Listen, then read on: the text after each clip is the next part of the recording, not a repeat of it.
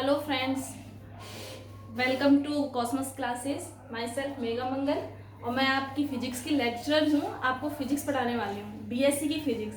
अब जैसे आप 12th को कर चुके हो क्लियर, अब आप बीएससी में आ गए हो, तो सबसे पहले ये जानना ज़रूरी है आपको पढ़ना क्या है।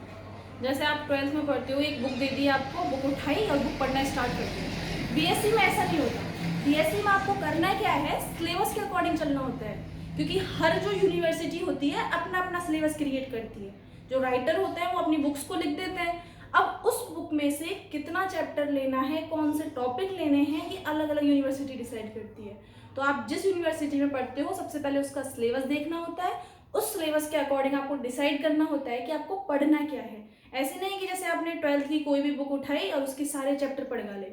नहीं, बीएससी में ऐसा नहीं होता। बीएससी में आपको सिलेबस के अकॉर्डिंग पढ़ना है। तो आप राजस्थान यूनिवर्सिटी से हो तो मैं सजेस्ट करती हूँ कि राजस्थान यूनिवर्सिटी का जो सिलेबस है वो आपको पीडीएफ या डिस्क्रिप्शन में दे दिया जाएगा। एक लिंक सेंड कर दी जाएगी, वहाँ से आप अपना सिलेबस डाउनलोड कर सकते हो। तो आप जब सिलेबस डाउनलोड कर लोगे तो सिलेबस में आप देखोगे कि उसमें कौन कौन से चैप्टर किस किस यूनिट के अकॉर्डिंग है, किस यूनिट में कितने टॉपिक हैं और किस यूनिट में कितने टॉपिक हैं। फिर उस अकॉर्डिंग आपको डिसाइड करना है कि आप किस क्वेश्चन को कर सकते हो, किसको नहीं। जैसे आपके 12th में बहुत कम क्वेश्चंस होते हैं जो अथवा में आते हैं, कि आपको पूरा इतने लंबे पेपर होता है, उसमें से आपको क्वेश्चंस करने होते हैं। तो उसमें आपको ज़्यादा क्वेश्चन नहीं करने होते, मतलब ज़्यादा क्वेश्चन करने होते हैं 12th में, तो कि है ना, आपको पूरे क्वेश्चन करने होते हैं, या 8 या 10 क्वेश्चन होते हैं जो आपके अथवा में आते हैं। लेकिन बीएससी में होता क्या है, अथवा में ज़्यादा क्वेश्चन आते हैं। इसका मतलब आपके पास अपॉर्चुनिटी ज़्यादा होती है कि आप अच्छे से पढ़े किसी टॉपिक को। आप जैसे कोई भी यूनिट पढ़ते हो कि आपने आधा टॉपिक कवर कर लिया अच्छे से, तो आधे को ज़्यादा मत पढ़ो, क्योंकि उसमें से टॉपिक आपके अथवा में आने वाला है। तो आप जितना पढ़ो अच्छे से पढ़ना है, ठीक है। तो सबसे पहले देखते हैं कि क्वेश्चंस किस तरह आते हैं सिलेबस के अकॉर्डिंग, और उसका एग्जाम का पैटर्न क्या होता है।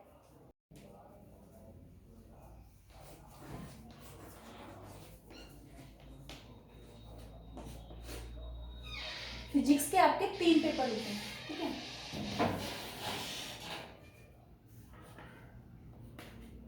एक होता है आपका मैकेनिक्स का, दूसरा होता है आपका इलेक्ट्रोमैग्नेटिज्म का,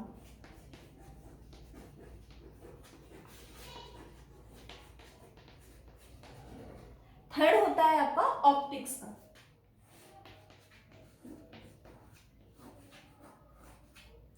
हिंदी में देखें इनको तो मैकेनिक्स को बोलते हैं यांत्रिकी, इलेक्ट्रोमैग्नेटिज्म को बोलते हैं विद्युत चुंबकीय।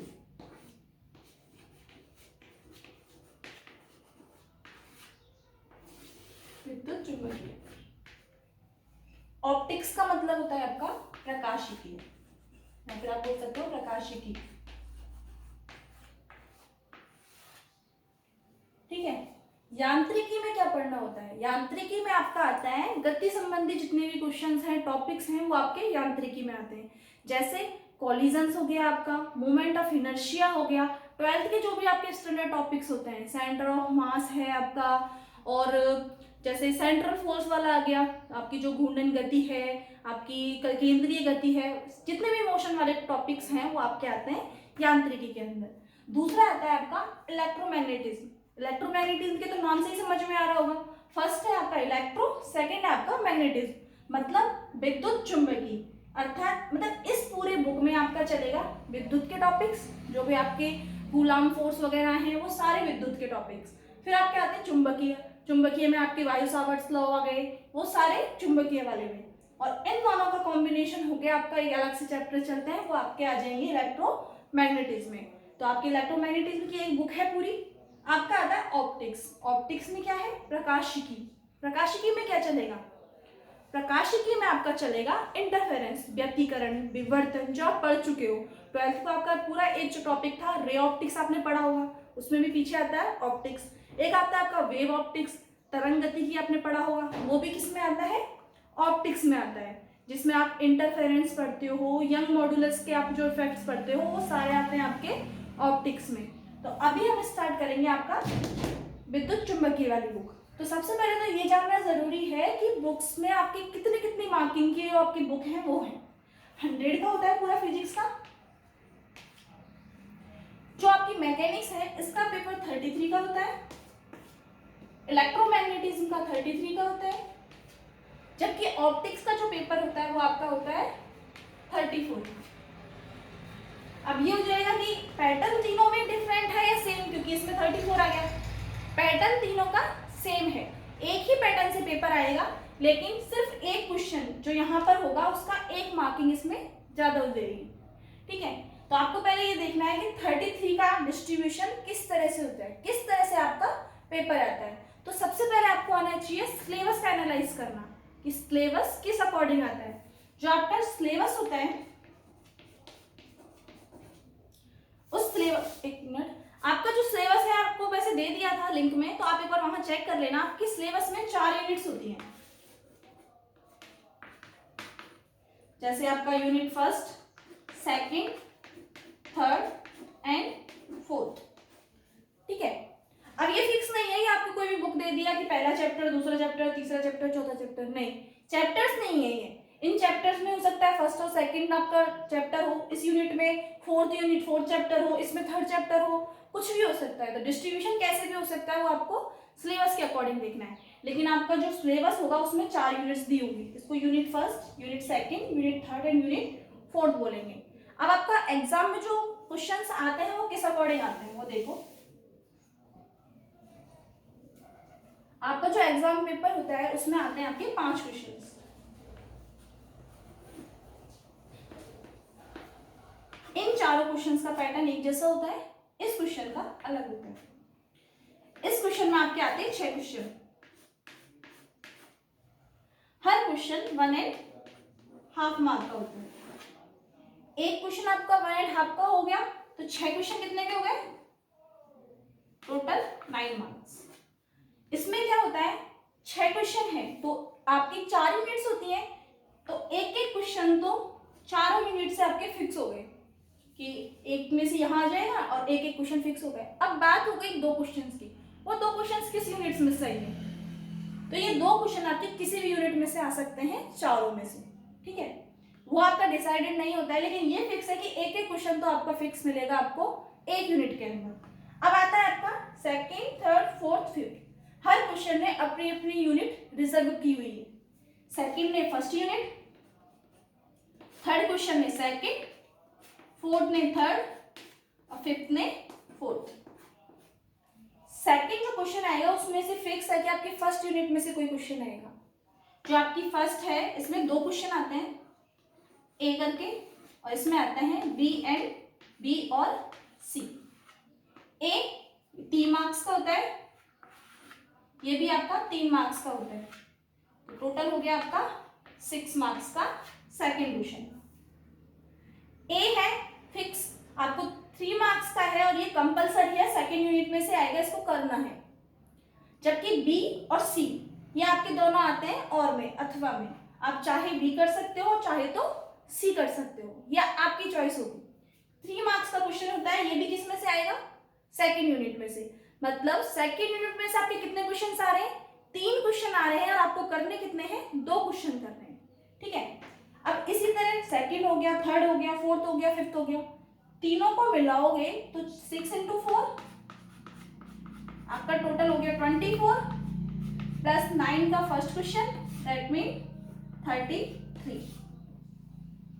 एक पेपर आपका 33 और ये हो गया आपका 34।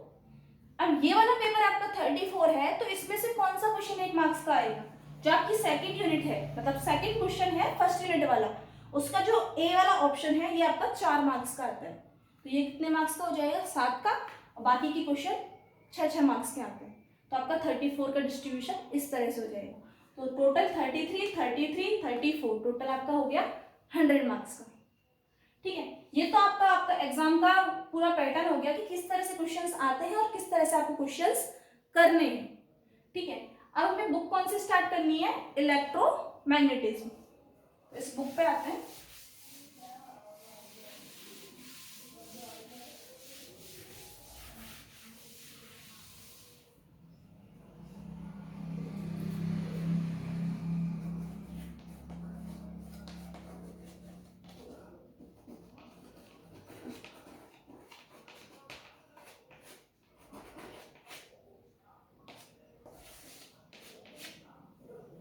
इलेक्ट्रोमैग्नेटिज्म, विद्युत चुम्बकीय। विद्युत चुम्बकीय को जब भी स्टार्ट करते हैं माइंड में एक ही क्वेश्चन आता है, इलेक्ट्रो अगर आपने स्टार्ट किया है कूलम्ब्स लॉ होगा, इसमें गॉस लॉ होंगे, हाँ वही है ये। लेकिन वो 12th का स्टैंडर्ड है, उससे पहले आपको क्या पढ़ना होगा, जैसे आप वेक्टर फील्ड पढ़ते हो, कोई भी आप मैथमेटिकल स्टार्ट करते हो, आप पहला टॉपिक क्या पढ़ते हो कि सदिश क्षेत्र क्या होते हैं, अदिश क्षेत्र क्या होते हैं, तो वही हमें यहाँ पढ़ना है। अब मैं जैसे आपसे पूछ रही हूँ वेक्टर फील्ड, आपके दिमाग में क्या आता है एकदम में, आपका बिल्कुल माइंड सेट होता है कि वेक्टर इसे बोलते हैं जो डायरेक्शन पे डिपेंड करेगा, जो मैग्नीट्यूड पे डिपेंड करेगा। और स्केलर क्या हो गया, स्केलर वो हो गया जो आपके मैग्नीट्यूड पे तो डिपेंडेंट हो लेकिन डायरेक्शन पर डिपेंडेंट ना हो। हमें भी यही पढ़ना है। आपको जो इलेक्ट्रोमैग्नेटिज्म है उसका फर्स्ट टॉपिक पढ़ना है आपको फील्ड, क्षेत्र। क्षेत्र दो तरह के होते हैं, अदिश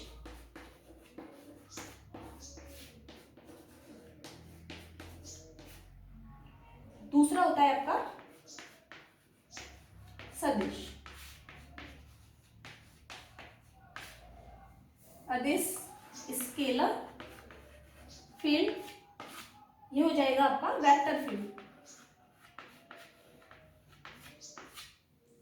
ठीक है, अब यहां से आपसे पूछ लिया जाए अदिश क्षेत्र क्या है, सदिश क्षेत्र क्या है, तो आपकी डेफिनेशन क्या होगी, वो क्षेत्र जो डायरेक्शन पे डिपेंडेंट करे, मैग्नीट्यूड पे डिपेंडेंट करे, सदिश क्षेत्र होता है। और वो क्षेत्र जो डायरेक्शन पे डिपेंड नहीं करे और आपके मैग्नीट्यूड पे डिपेंड करे, अदिश क्षेत्र होता है।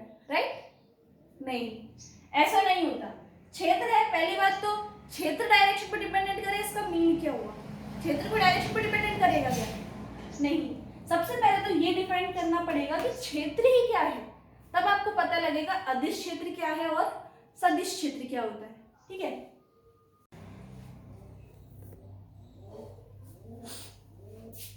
तो हम क्षेत्र पर चलते हैं। क्षेत्र क्या होगा, क्षेत्र क्या होगा, जैसे मान लीजिए ये आपका कोई भी स्पेस का छोटा सा टुकड़ा है, या फिर आप इस पूरे क्षेत्र में यदि कोई आपकी कोई भी क्वांटिटी, कोई भी फिजिकल क्वांटिटी अगर आप लेते हो और वो किस पर डिपेंडेंट करे, यहाँ इस क्षेत्र के किसी भी पॉइंट पर डिपेंडेंट करे। जैसे मान लीजिए आपसे अगर मैं पोटेंशियल पूछूं कि पोटेंशियल क्या होगा, विभव क्या होगा, तो आप विभव कैसे निकालते हो, के क्यू। आप जैसे तीव्रता मान लो आप इलेक्ट्रिक फील्ड की, तो आप तो के Q1 Q2 upon are square, ये तो आपका क्या हो गया इलेक्ट्रिक फील्ड। इसमें क्या हुआ, डिपेंडेंट किस पर हुआ, आर पर, आर पर डिपेंडेंट हुआ। इसका मतलब क्या हुआ कि जो आपका इलेक्ट्रिक फील्ड है उस पॉइंट की पोजीशन पर डिपेंडेंट करेगा। उसी तरह पोटेंशियल लेते हैं के Q1 Q2 अपॉन में आर, वहां भी क्या होता है आर पे डिपेंडेंट करता है। इसका मतलब आपकी क्वांटिटी है वो पोजीशन पर डिपेंडेंट करती है। अगर मैं यहाँ एक पॉइंट लूँ, यहाँ पॉइंट लूँ, और ये आपका कोई भी प्रेक्षण पॉइंट, मतलब जहां पर आपको कोई भी क्वांटिटी निकालनी है, इसे बोलते हैं प्रेक्षण बिंदु, ऑब्जर्वेशन पॉइंट। जहां आपको ऑब्जर्व करनी है कोई भी क्वांटिटी, कुछ भी दे सकते हैं आपको, कोई भी क्वांटिटी, आपकी टेम्परेचर क्या होगा, आपकी डेंसिटी क्या होगी, कोई भी क्वांटिटी आपको दे तो वो होगी आपका ऑब्जर्वेशन पॉइंट पर कैलकुलेट करोगे। तो ये जो पॉइंट है यहाँ पर आप प्लस मान लिया, प्लस क्यू, यहाँ माइनस क्यू, इस तरह चार्ज रखते हैं, तो इस पॉइंट पर इसके कारण कितना हुआ, ये किस पर डिपेंडेंट करेगा, यहाँ से यहाँ की पोजीशन पर, ऐसे ही यहाँ से यहाँ की पोजीशन पर। तो जितने क्षेत्र तक, मान लिया यहाँ तक का अगर मैं यहाँ कोई भी चार्ज लूँ माइनस क्यू, लेकिन ये चार्ज इस पॉइंट का जो इफेक्ट है वो इस वाले चार्ज पर नहीं पड़ रहा है, यानी या इस चार्ज का इफेक्ट इस पॉइंट पर नहीं पड़ रहा है, तो ये क्षेत्र से बाहर है, तो ये क्षेत्र में काउंट नहीं होगा। तो वो फील्ड या वो स्पेस जिस पर किसी फिजिकल क्वांटिटी का मान उसके निर्देशांकों पर निर्भर करे, वो क्या कहलाएगा, आपका क्षेत्र कहलाएगा। अर्थात क्षेत्र क्या हुआ, किसी भी फिजिकल क्वांटिटी के लिए वह भाग जहां प्रेक्षण बिंदु के जो प्रेक्षण बिंदु पर ज्ञात की गई भौतिक राशि इसके निर्देशांकों पर निर्भर करे, वो आपका क्षेत्र होगा। अब क्षेत्र जैसे आपको पता है दो तरह के होते हैं, सदिश क्षेत्र और आपका अदिश क्षेत्र। सदिश क्षेत्र, अदिश क्षेत्र में सिर्फ इतनी सी बात कॉमन है, या सेम मान सकते हो कि क्षेत्र है वही क्वांटिटी होगी कि आपका डिपेंडेंट होगा पोटेंशियल, जो भी आप निकालोगे वो किस पर डिपेंडेंट होगा, यहाँ की पोजीशन पर डिपेंडेंट होगा। लेकिन अगर आपकी स्केलर क्वांटिटी हो डिपेंडेंसी दिखाने वाली तो आपका स्केलर होगा, वेक्टर क्वांटिटी हो तो वेक्टर होगा। जैसे मान लीजिए अगर मैं आपसे पूछूं एक V है और एक है आपका E। V मेरा पोटेंशियल है, विभव, और E मैंने लिया है तीव्रता, मतलब इलेक्ट्रिक इंटेंसिटी। अब मैं इंटेंसिटी लेती हूं यहां पर, तो इंटेंसिटी क्या होती है, वेक्टर क्वांटिटी या फिर स्केलर क्वांटिटी? इंटेंसिटी होती है वो होती है वेक्टर क्वांटिटी, क्योंकि आप E ये मॉड होता है आपका K1 Q2 upon R square. अगर इसको वेक्टर में लिखते हैं तो यहाँ पर क्या आता है R कैप। इसका मतलब क्या हुआ कि जो आपका इलेक्ट्रिक फील्ड है वो वेक्टर क्वांटिटी है, आपकी डायरेक्शन पर डिपेंडेंट करती है। तो अगर आप ऐसे क्षेत्र बनाएं कि या फिर वो क्षेत्र जिसमें आपकी कोई भी फिजिकल क्वांटिटी जो कि क्या हो, वेक्टर हो, किस पर डिपेंडेंट करे, इन पॉइंट के निर्देशांकों पर निर्भर करे, तो वो आपका होगा सदिश क्षेत्र। इसका मतलब यदि इलेक्ट्रिक फील्ड की बात की जाए, इलेक्ट्रिक इंटेंसिटी है, ग्रेविटेशनल इंटेंसिटी है, इनकी बात की जाए, मैग्नेटिक इंटेंसिटी है, मैग्नेटाइजेशन इंटेंसिटी है, तो वो सब किस में आएंगे, सदिश क्षेत्र में। ठीक है। अदिश राशि की बात की जाए, अदिश राशि में वो क्वांटिटी आती है जो कि किस पर डिपेंडेंट ना हो, डायरेक्शन पर डिपेंडेंट ना हो, तो अदिश राशि पोटेंशियल होती है।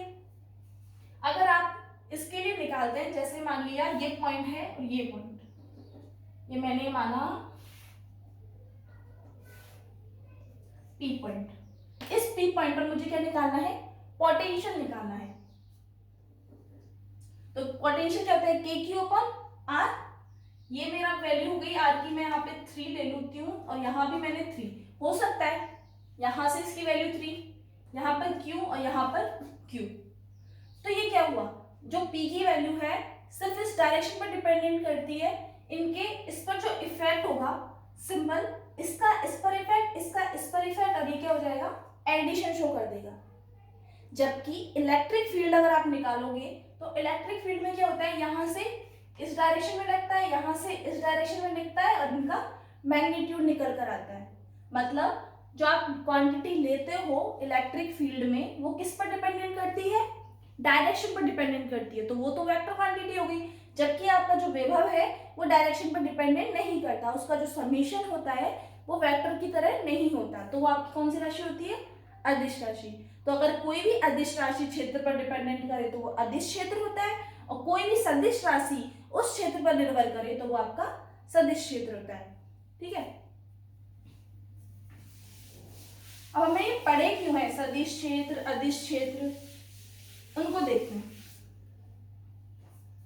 सबसे पहले आपने बोला अदिश क्षेत्र। अदिश क्षेत्र मतलब कोई भी ऐसी, आपने कोई भी क्षेत्र ले लिया, मान लिया मैंने ये क्षेत्र लिया है, इस क्षेत्र में आपकी फिजिकल क्वांटिटी क्या होगी, अदिश राशि। अदिश राशि को डिनोट करते हैं फाई से, और आपकी सदिश राशि को किससे करेंगे डिनोट, ए वेक्टर से। नॉर्मली है, करना तो किसी से भी कर सकते हैं, लेकिन आप बुक के अकॉर्डिंग चलोगे, फाई से तो स्केलर क्वांटिटी होगी और वेक्टर क्वांटिटी होगी आपकी ए वेक्टर से। ठीक है। मान लिया आपने ये लिया है कोई भी क्षेत्र जिसकी क्वांटिटी, जैसे मैंने बोल दिया फाई, फाई क्या होगा, पोटेंशियल से मैंने इसको डिनोट कर दिया। पोटेंशियल एक तरह से क्या है, विभव, एक अदिश राशि है, तो इस पूरे क्षेत्र को क्या बोलेंगे, अदिश क्षेत्र, स्केलर फील्ड।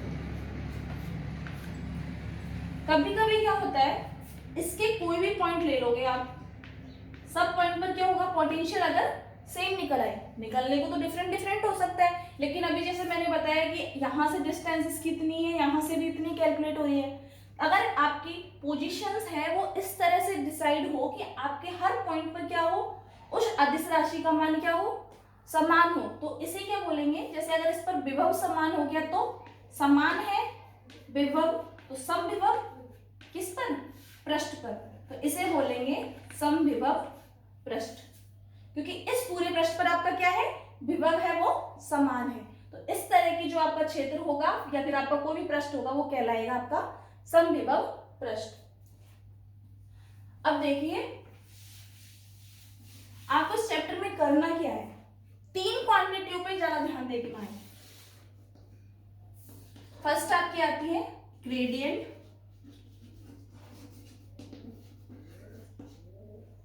सेकंड आपका आता है डाइवर्जेंस, थर्ड आपका आता है कर्ल। ये क्या है, जैसे आप वेक्टर क्वांटिटी में पढ़ते हो, वेक्टर में क्या पढ़ते हो, अगर आप सिंपल वेक्टर में मैं पूछ लूं आपसे कि मल्टीप्लिकेशन क्या होता है, एडिशन क्या होता है, तो सेम यही है। जैसे 2 इंटू एक्स वाई मैंने आपको करने को दे दिया, सिंपल एक्स वाई एग्जाम्पल ले लो। मैंने बोल दिया एक क्वांटिटी आपकी एक्स है, एक क्वांटिटी आपकी वाई है, इन्हें मल्टीप्लाई करो। तो मल्टीप्लाई करने का तरीका क्या होगा, सिंपल एक्स वाई, ये इस तरह मल्टीप्लाई हो तो इसे क्या बोलेंगे, स्केलर। इन्हीं क्वांटिटियों को मैंने इस तरह लिख दिया, एक है एक्स वेक्टर और सेकंड हो गया आपका वाई वेक्टर। अब मैंने बोला इन्हें मल्टीप्लाई करो, तो आप कर सकते हो क्या मल्टीप्लाई? नहीं, डायरेक्ट मल्टीप्लाई नहीं हो सकता, क्योंकि इसके मल्टीप्लिकेशन के 2 मेथड होंगे। फर्स्ट डॉट प्रोडक्ट और सेकंड क्रॉस प्रोडक्ट। डॉट में क्या लिखोगे, X vector dot Y vector, उसी तरह क्रॉस में क्या लिखोगे, X vector cross Y vector. क्या ये तीनों क्वांटिटियां सेम है? नहीं, ये अलग होता है, ये अलग हो सकता है और ये वाला अलग, तीनों क्वांटिटी डिफरेंट हो सकती है। इसी तरह यहां पर है, क्योंकि यहां पर भी आपको कोई भी आप सॉल्व करते हो या फिर आप सिंपल वेक्टर फील्ड को सॉल्व करना चाहोगे तो सिंपल आपको क्या करना होगा, मल्टीप्लिकेशन की जरूरत होगी, वहां मल्टीप्लिकेशन, एडिशन की जरूरत होगी, वहां एडिशन। तो आपको पहले ये डिसाइड करना होगा कि आपके पास क्वांटिटी कौन सी है, आपके पास स्केलर क्वांटिटी है या फिर वेक्टर क्वांटिटी है। वेक्टर है उसमें भी आपको डॉट करना है या फिर क्रॉस करना है। उसी तरह यहाँ पर भी आपको डिसाइड करना होगा, क्योंकि आप बात किसकी कर रहे हो, क्षेत्र की। तो क्षेत्र भी 2 तरह के हैं, अदिश क्षेत्र और सदिश क्षेत्र। तो पहले आपको ये डिसाइड करना है कि आपका जो क्वांटिटी है, जो भी आप प्रेक्षण क्वांटिटी ले रहे हो वो क्या है, स्केलर है या फिर आपकी वेक्टर है। अगर स्केलर क्वांटिटी है तो आपका क्या होगा, ग्रेडियंट, उसका आप क्या निकालोगे, ग्रेडियंट। अगर आपकी वेक्टर क्वांटिटी है तो आप इन दोनों में से उसको निकालोगे। डाइवर्जेंस है वो एक तरह से डॉट प्रोडक्ट का काम करता है, कर्ल है वो आपका क्रॉस प्रोडक्ट का काम करता है, जबकि ग्रेडियंट है वो यहां पर क्या हुआ है, सिंपल एल्जेब्रिक मल्टीप्लिकेशन हुआ है, जो आप एल्जेब्रा में करते हो बीजगणितीय में, वही ग्रेडियंट में होता है। तो आपको सिंपल करना क्या है, तीनों को एक साथ लेकर चलना है, जिससे आपको पता लगे कि तीनों चीजें क्या होती हैं। आपको सिंपल एक क्वांटिटी दी जाएगी, सबसे पहले आपको सेलेक्ट करना है कि कौन सी आपकी स्केलर है, कौन सी आपकी वेक्टर है, फिर आपको इनको अप्लाई करना है। तो सबसे पहले तो इनकी वैल्यूज निकालते हैं कि ग्रेडियंट है क्या, डाइवर्जेंस है क्या और कर्ल है क्या। ये तो पता है डॉट आएगा, ये पता है क्रॉस आएगा, तो मेनली आपको सबसे पहले ग्रेडियंट पे जाना है। ग्रेडियंट क्या है,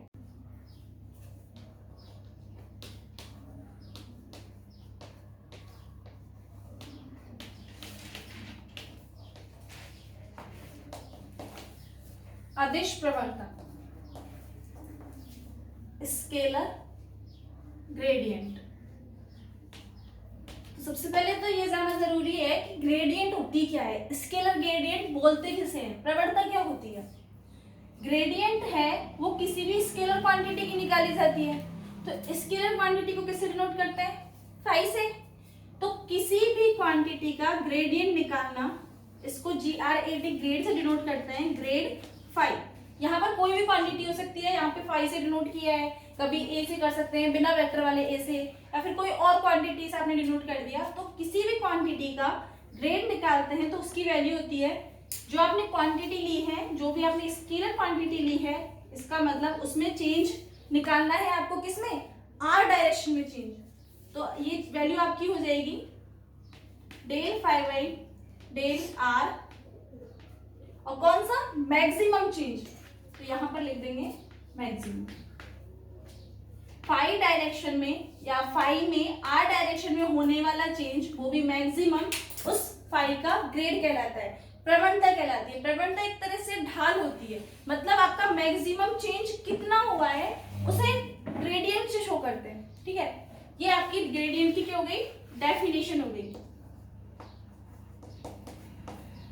प्रवणता फाई की किसी भी अदिश राशि में अधिकतम परिवर्तन की दर उस राशि की प्रवणता कहलाती है। ये राशि क्या होनी चाहिए आपकी, फिक्स है, कंपलसरी है, ये राशि आपकी होगी स्केलर क्वांटिटी।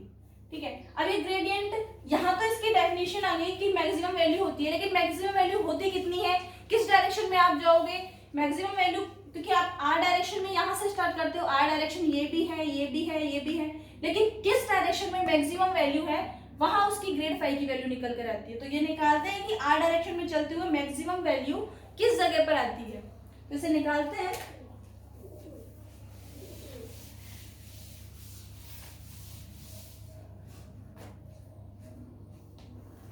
इसे निकालने के लिए सबसे पहले आपको फाई को डिफाइन करना पड़ेगा। ठीक है, स्केलर क्वांटिटी आपने डिफाइन की कि आपने कोई भी पृष्ठ लिया, तो आपने एक पृष्ठ लिया, इसे मैंने S1 से डिनोट किया, इस पृष्ठ को मैंने समविभव पृष्ठ बोला। समविभव का मतलब क्या हुआ, इस पृष्ठ के सारे पॉइंट हैं आपके, जितने भी पॉइंट हैं उन पर पोटेंशियल की वैल्यू क्या होगी, 5। अगर इस पॉइंट पर, इसके सारे पॉइंट पर वैल्यू इसकी 5 है, हमें निकालना क्या है, ग्रेडियंट। और ग्रेडियंट क्या होता है, 5 में होने वाला चेंज। तो आप सबसे पहले डायरेक्शन में निकालते हैं कि आर डायरेक्शन में आपने चेंज किया है, तो आर डायरेक्शन में चेंज किया है, आपने एक पृष्ठ लिया जिसका पोटेंशियल आपने माना 5 प्लस डेल 5, इसे मैंने S2 बोला। सरफेस को, ये भी समविभव पृष्ठ है, इक्विपोटेंशियल सरफेस है, इसका मतलब इसके हर पॉइंट पर पोटेंशियल की वैल्यू कितनी होगी, 5 प्लस डेल 5, क्योंकि यहाँ आपने चेंज माना है, इसमें चेंज कितना हुआ है, डेल 5। ये चेंज आपको निकालना है यहाँ से इस पृष्ठ पर जाने पर उसमें कितना चेंज हुआ है, मैक्सिमम चेंज इसका किस डायरेक्शन में हुआ है। तो सबसे पहले इन दोनों पृष्ठ पर आप पॉइंट को डिनोट करोगे। आपने कोई भी पॉइंट क्रिएट किया, यहां मैंने P पॉइंट माना, इसकी वैल्यू ओरिजिन से R वेक्टर है, तो Q पॉइंट मैं अगर यहां मानती हूं, इसके कोऑर्डिनेट लिखते हैं, तो यहां से यहां तक जाने में 5 में चेंज डेल 5 है, यहां से यहां तक जाने में पोजीशन में चेंज माना R plus del R vector है।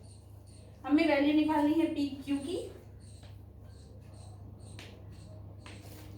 यहां से पी क्यू वेक्टर। अब वैल्यू निकालनी है आपको, पी क्यू वेक्टर की वैल्यू कितनी होगी।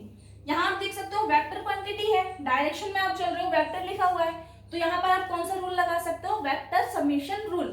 अगर वेक्टर का सम करते हैं तो वेक्टर का रूल क्या होता है, एक डायरेक्शन में चलते हुए यदि वेक्टरों का सम किया जाए तो उसकी वैल्यू कितनी होती है, 0।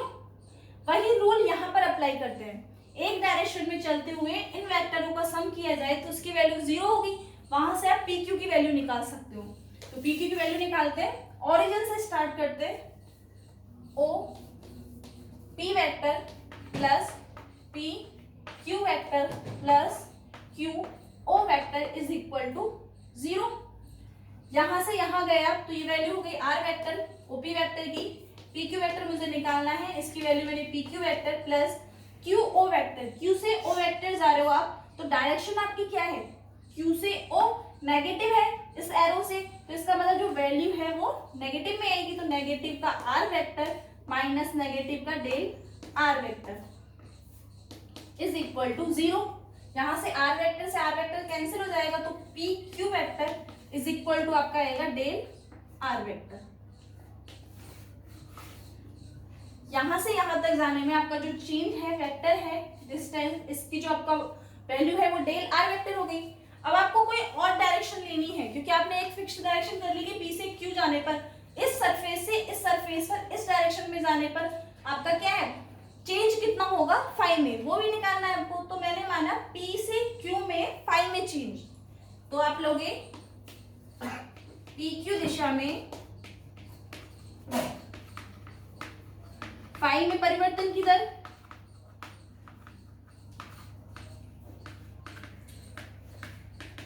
फाई में परिवर्तन की दर है, इसका मतलब डेल फाई वाई, डिस्टेंस कौन सी लोगे, डेल आर, क्योंकि पी क्यू डायरेक्शन में आपको जाना है, तो पी क्यू डायरेक्शन में जाने पर फाई में कितना चेंज होगा, del phi by del R, क्योंकि यहाँ पर फाई है और यहाँ पर फाई प्लस डेल फाई है, तो आपका जो डिफरेंस है फाई में डेल फाई है और आर में डिफरेंस कितना है, डेल आर है, तो del phi by del R आ गया। अब आपको निकालना है यहाँ से, और कोई पोजीशन लेनी है आपको, इस सरफेस पर जाने का कोई दूसरा रास्ता भी होना चाहिए, तो यहाँ से मैंने एक नॉर्मल डाला, मतलब नॉर्मल का मतलब होता है लंब, आपने यहाँ से परपेंडिकुलर डाला, इसका मतलब ये 90 डिग्री, और इसको मैंने बोल दिया ये आपकी डायरेक्शन हो गई एन कैप डायरेक्शन। इस प्लेन से इस प्लेन पर एन कैप डायरेक्शन आपकी ये होगी, ये आर है तो यहाँ पर एन कैप डायरेक्शन से डिनोट कर रहे हैं, तो इसे बोल सकते हो आप डेल एन वेक्टर। इसका मतलब पी आर वेक्टर की वैल्यू आपकी हो गई डेल एन वेक्टर, जहां पर एन क्या है, नॉर्मल डायरेक्शन, और आर क्या है आपकी रेडियल डायरेक्शन। तो अगर इसी तरह निकालूं मैं पी क्यू डायरेक्शन में चेंज, ऐसे ही यहां पर निकाले पी आर दिशा में फाई में परिवर्तन की दर,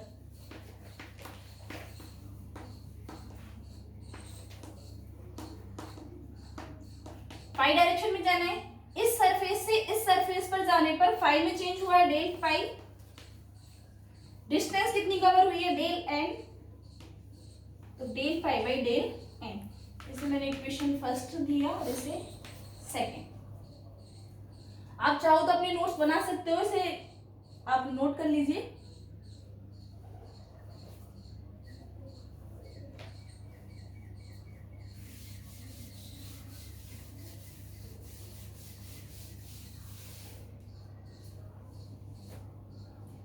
यहाँ पर दो चीजें हैं, एक रेडियल डायरेक्शन है, एक आपकी नॉर्मल डायरेक्शन है। अब इन दोनों में आपको निकालना क्या है, एक रिलेशन निकालना है। तो ये एंगल आपका थीटा हो गया कि आपका आर वेक्टर और एन वेक्टर है, आर कैप, ये आपकी आर कैप डायरेक्शन, ये एन कैप डायरेक्शन, तो आर कैप डायरेक्शन और एन कैप डायरेक्शन के बीच में एंगल हो गया आपका थीटा।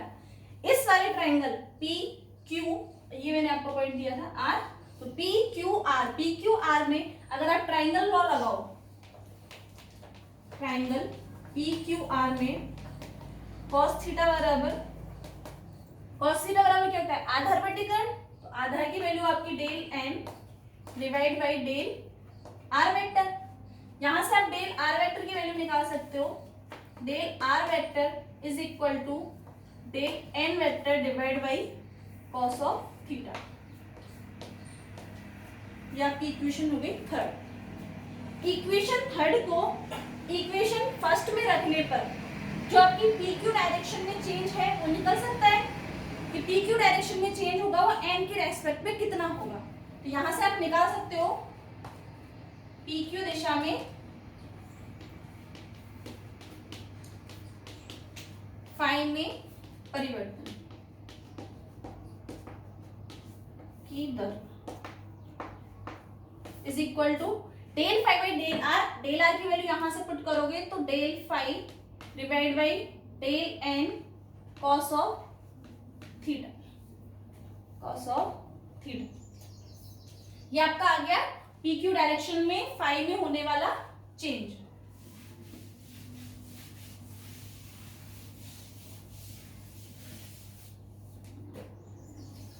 अभी आपका चेंज आ गया है पी क्यू डायरेक्शन में, और पी क्यू डायरेक्शन में आपका चेंज क्या था, del phi by del R की वैल्यू आपकी आई है del phi by del N cos of theta. Definition से हमारे ग्रेडियंट की वैल्यू क्या होती थी, अगर आप किसी भी फंक्शन किसी भी फाई का ग्रेडियंट निकालते थे तो ग्रेडियंट की डेफिनेशन होती है इस वैल्यू की मैक्सिमम वैल्यू, क्योंकि आर डायरेक्शन में चलते हुए फाई में होने वाला मैक्सिमम डिफरेंस कितना है, मैक्सिमम चेंज कितना है, वो आपका ग्रेडियंट होता है। तो अगर मैं इसकी मैक्सिमम वैल्यू निकालूं del phi by del R maximum, इसकी वैल्यू मैक्सिमम होनी चाहिए। कॉस थीटा की वैल्यू है मैक्सिमम कितनी होती है 1, आपकी जो कॉस थीटा है इसकी मैक्सिमम वैल्यू आपकी होती है +1। यहां पर इसकी वैल्यू पुट करेंगे तो ये आ जाएगा del phi by del N. किसी भी क्वांटिटी का maximum change del phi by del N होता है, जो कि डेफिनेशन से क्या होता है ग्रेड ऑफ फाई। तो ये आपकी डेफिनेशन से प्रूफ हो गया कि आपका जो फाई में चेंज है वो कितना है। तो यहाँ से एक चीज प्रूफ होती है कि अगर आप फाई में चेंज निकालते हो तो नॉर्मल डायरेक्शन में चेंज आपका मैक्सिमम होता है। किस डायरेक्शन में? उसकी परपेंडिकुलर डायरेक्शन में जाते हुए मैक्सिमम चेंज होता है। तो उसकी डायरेक्शन कौन सी हो गई आपकी? ग्रेड फाई की एन कैप डायरेक्शन। अगर इसको वेक्टर फॉर्म में लिखा जाए डायरेक्शन के साथ, तो grad phi is equal to del phi by del N, और इसकी डायरेक्शन है आपकी एन कैप।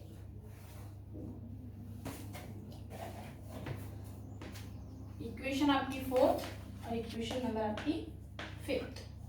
तो इक्वेशन फिफ्थ और फोर्थ आपकी अदिश प्रवणता को बताती है। तो ग्रेड फाई है एन डायरेक्शन में आपका वैल्यू निकल कर आती है। अब आपको निकालना क्या है? ये आपकी नॉर्मल डेफिनेशन आ गई। अब आपको चाहिए क्या? आप डेफिनेशंस करते हैं, मतलब आप कोई भी कोऑर्डिनेट लेते हो तो आप नॉर्मल डिफरेंशिएशन नहीं कर सकते। उसके लिए आपका फिक्स होना चाहिए कि आपके निर्देशांक कौन कौन से हैं। निर्देशांक से मतलब है आपका निर्देश तंत्र कौन सा है।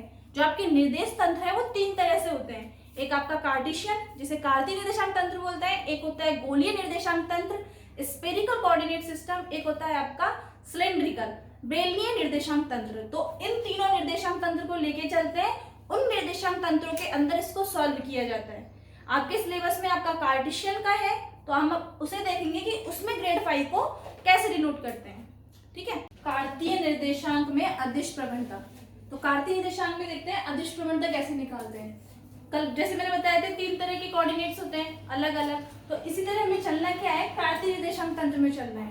ठीक है, कार्तीय निर्देशांक तंत्र होते कौन से हैं जिनमें आप यूज करते हो, जैसे एक्स वाई और जेड, जिनमें X Y Z coordinate use लिए जाते हैं, उसे कार्तीय निर्देशांक तंत्र बोलते हैं। तो कार्तीय निर्देशांक तंत्र में कैसे निकालते हैं उसके लिए सबसे पहले देखते हैं ग्रेड फाई को की वैल्यू क्या आई थी आपकी। Grad phi is equal to del phi by del N N cap. यहाँ पर डेल क्या दिखाता है? चेंज को। अगर मैं इसे इस तरह लिखूं D phi by D N N cap, ये भी सही है क्योंकि यहाँ पर डी क्या दिखाता है? स्मॉलेस्ट चेंज को। तो ग्रेड फाई को आप इस तरह भी डिनोट कर सकते हैं कि जो ग्रेड फाई है इसकी वैल्यू होगी D phi by D N N cap, क्योंकि आपको कार्टेशियन कोऑर्डिनेट में चलना है और कार्टेशियन कोऑर्डिनेट में डिफरेंशियल कैसे करते हो? D Y by D X, D Y by आप D X upon D Z इस फॉर्म में करते हो। तो इसलिए D phi by D N, और एन क्या होगी आपका?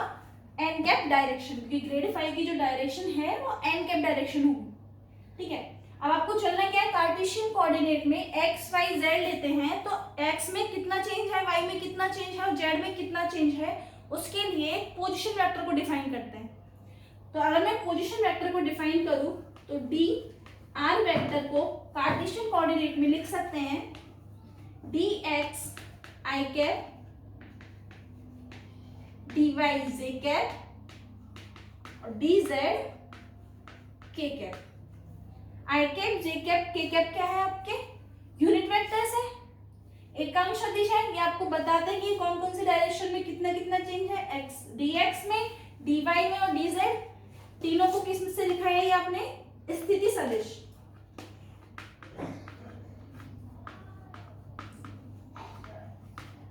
चेंज इन स्थिति सदिश। अगर जैसे मान लो आर वेक्टर लिखते तो आर वेक्टर की वैल्यू क्या होती है? यहाँ पर X I cap by J cap Z K cap, जबकि हमने लिखा क्या है यहाँ पे? D R vector D X I cap D Y J cap D Z K cap. Grad phi को इस इक्वेशन को फर्स्ट दे देते हैं। इस इक्वेशन का अगर डी आर वेक्टर के साथ डॉट प्रोडक्ट किया जाए, मतलब ग्रेड फाई का डॉट प्रोडक्ट किया जाए डी आर वेक्टर के साथ, तो क्या होगा? D phi by D N N cap dot D R vector, क्योंकि यहाँ पर ये तो मैग्नीट्यूड हो गया डायरेक्शन के साथ, यहाँ पर आप यूनिट वेक्टर के साथ निकालोगे डॉट प्रोडक्ट, तो आपको इसकी वैल्यू निकाल के लेके आनी है कि N cap dot D R की वैल्यू आपकी क्या हो। तो N cap dot D R की वैल्यू देखते हैं।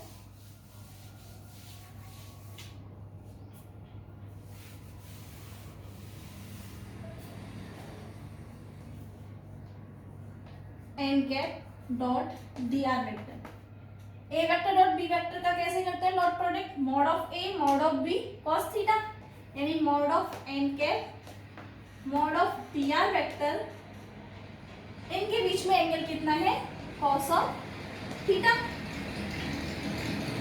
एक काम सदिश का यूनिट वेक्टर की वैल्यू मॉड की वैल्यू क्या होती है 1, इसकी वैल्यू हो गई 1, यहां से क्या निकल कर आ गया D R cos of theta. तो N cap dot D R की वैल्यू आ गई आपकी डी आर कॉस थीटा। हमने डायग्राम में उस टाइम पे देखा था, यहां से चेंज लेते हो फाई से डी फाई में जाते हो आप,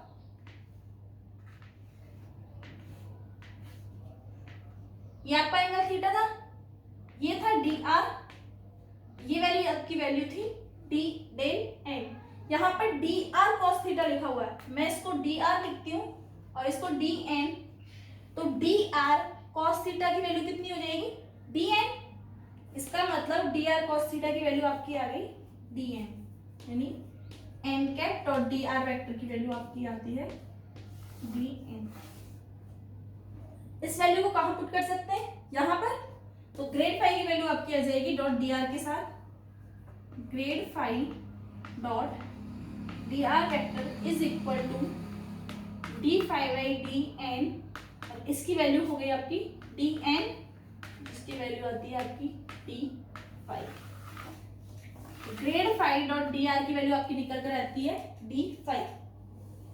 डी फाई को किस तरह लिख सकते हैं वो देखते हैं,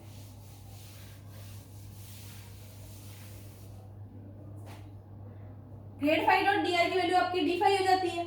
अब डी फाई फाई क्या है आपकी स्केलर क्वांटिटी है, कौन सी, कोई भी स्केलर क्वांटिटी हो सकती है, आप पोटेंशियल मान के चल रहे हो, यहाँ पर आप इक्वेशन में जो आपने यहाँ पे किए थे समविभव पृष्ठ माने थे, लेकिन ये कोई भी स्केलर क्वांटिटी हो सकती है। तो अगर कोई भी स्केलर क्वांटिटी है और कार्टेशियन कोऑर्डिनेट में ले रहे हो आप, तो फाई होगा वो क्या होगा एक्स वाई और जेड का फंक्शन।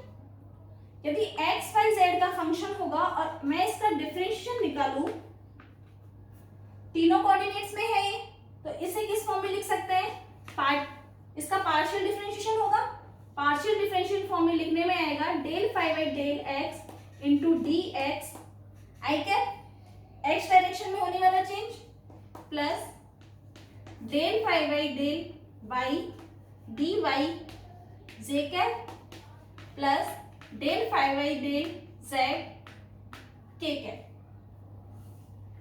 ये आपकी वैल्यू आ गई डी फाई की। अब डी फाई की वैल्यू और क्या कर सकते हो, यहां से आप देखो एक तरह से, तो इसे क्या बोल सकते हैं, जैसे मैंने इसे A1 बोला और इसे बोला B1, ये A2 B2 A3 सॉरी यहाँ पर DZ ठीक है A3 और ये हो गया आपका B3। तो ये फॉर्म कब बनती है A1 B1 plus A2 B2 plus A3 B3, ये फॉर्म आपकी तब बनती है जब आपका यहाँ पर क्या हो डॉट प्रोडक्ट हो और ये आपकी डायरेक्शन यहाँ पर शो नहीं होती है। तो आपकी A1 B1 plus A2 B2 plus A3 B3 तीनों की डायरेक्शन है, ये कब मिलेंगी आपको जब ये किसी का डॉट प्रोडक्ट हो।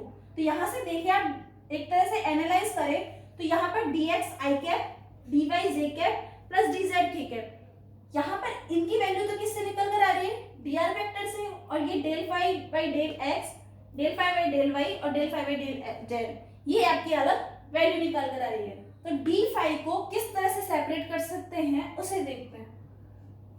तो डी फाई को सेपरेट करते हैं यहां से,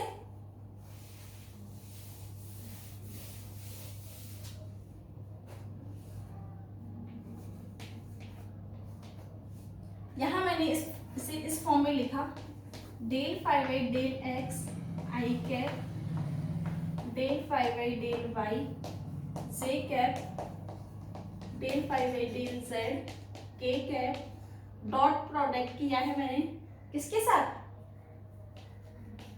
D X I cap D Y J cap plus D Z K cap. अगर इनके साथ डॉट प्रोडक्ट करते हैं तो वैल्यू क्या निकल कर आती है D phi by del X into D X plus del phi by del Y into D Y plus del phi by del Z into D Z. क्योंकि आप डॉट प्रोडक्ट करते हो तो डॉट प्रोडक्ट का रूल क्या है, आई cap को आई cap के साथ जे कैप को जे कैप के साथ और के कैप को के कैप के साथ मल्टीप्लाई करते हो, क्योंकि आई का जे और के साथ डॉट प्रोडक्ट क्या होता है, 0। तो इस तरह से अगर इसे सिंपलीफाई करते हो तो ये वैल्यू आपकी यही आती है। तो इसका मतलब इसकी वैल्यू कितनी हो गई, d5। और आप इस इक्वेशन से देख सकते हो d5 की वैल्यू कितनी है, ग्रेड 5 डॉट टीआर वेक्टर। ये वैल्यू यही है क्योंकि ये वैल्यू आपकी एज इट इज और ये वैल्यू आपकी हो गई टीआर वेक्टर। तो यहां से आप कंपैरिजन करो, दोनों इक्वेशंस की तुलना करो, तो यहां से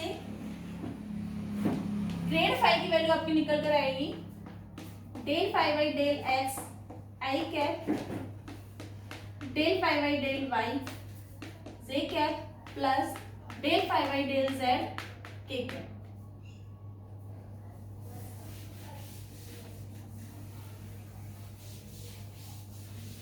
इस इक्वेशन से अगर 5 को कॉमन ले लेते हैं, del upon del X I cap को बाहर निकल से डिफरेंशियल फॉर्मूला है, J cap del upon del Y plus K cap del upon del Z. यहां मैंने 5 कॉमन लिया है तो 5 बाहर है। यहां से कंपैरिजन करें तो ग्रेड की वैल्यू कितनी होगी,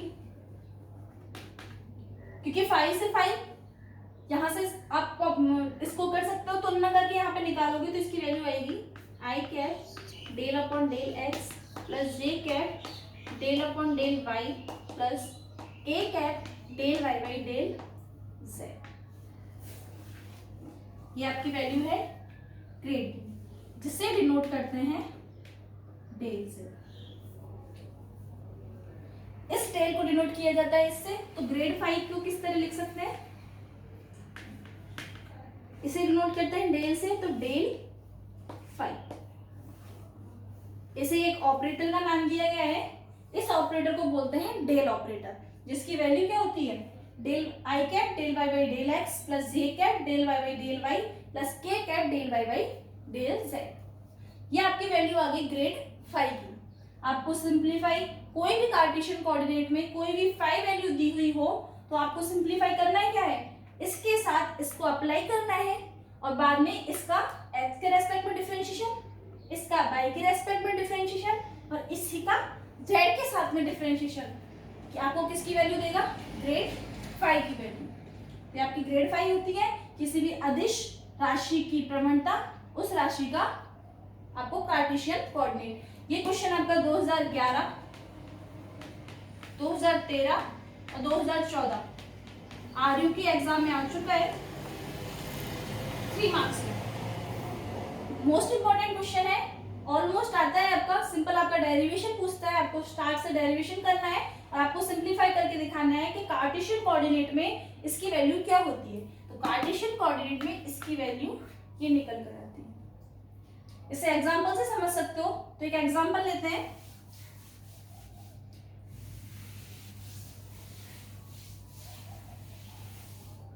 एक क्वेश्चन दिया गया, अगर आपके पास पोटेंशियल की value x y square z है तो इस इक्वेशन, इस पोटेंशियल के लिए इसका ग्रेडियंट निकालिए। तो आपको निकालना है क्या है, ग्रेड। सबसे पहले तो आपको करना है क्या है, ये चेक करना है ये स्केलर क्वांटिटी है या वेक्टर क्वांटिटी है। ये आपकी स्केलर क्वांटिटी है, क्यों, क्योंकि आपके ना तो यहाँ पर डायरेक्शन दी हुई है, अगर डायरेक्शन दी होती तो आपको ये डिफरेंशिएट करके देता कि आई कैप की डायरेक्शन कौन सी है, वाई की डायरेक्शन कौन सी है और जे की डायरेक्शन कौन सी है। अगर आपको इस फॉर्म में नहीं दिया हुआ है कि आई कौन सा है, जे कौन सा है और के कौन सा है, तो आपको सिंपल क्या है, ये आपकी स्केलर क्वांटिटी हो गई। और स्केलर क्वांटिटी का आपको निकालना क्या है, ग्रेड। तो मैंने निकाला ग्रेड 5। ग्रेड की वैल्यू आपको यहाँ पुट करनी है। ग्रेड की वैल्यू आपकी simplify I cap del upon del X, J cap del upon del Y plus K cap del upon del Z. और 5 की वैल्यू आपको सिंप्लीफाई यहाँ पर जो क्वेश्चन में दी हुई है वो आपने यहाँ पुट कर दी। आपको निकालना है क्या है, मल्टीप्लाई करना है, मल्टीप्लाई कीजिए। तो यहाँ मैंने स्टार्ट किया, ग्रेड 5 की वैल्यू निकालना है, तो I cap del Y by del X X Y square Z plus J cap del upon del Y X Y square Z plus K cap del Y by del Z X Y square Z. इसे मैं इस तरह से लिख सकती हूँ grade of 5, क्योंकि इसे इस तरह से डिनोट करते हैं डेल ऑपरेटर की फॉर्म में।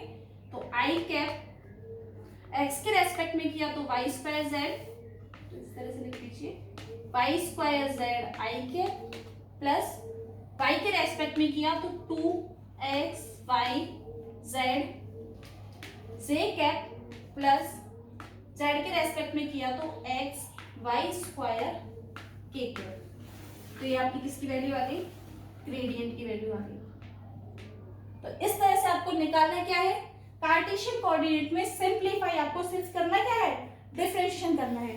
तो आपको कोई भी क्वांटिटी दी जाए तो सिंपली उसका एक्स की डायरेक्शन में, वाई की डायरेक्शन में और जेड की डायरेक्शन में डिफरेंशिएट करना है, जिससे आप क्या निकाल सकते हो, उसका ग्रेडियंट निकाल सकते हो।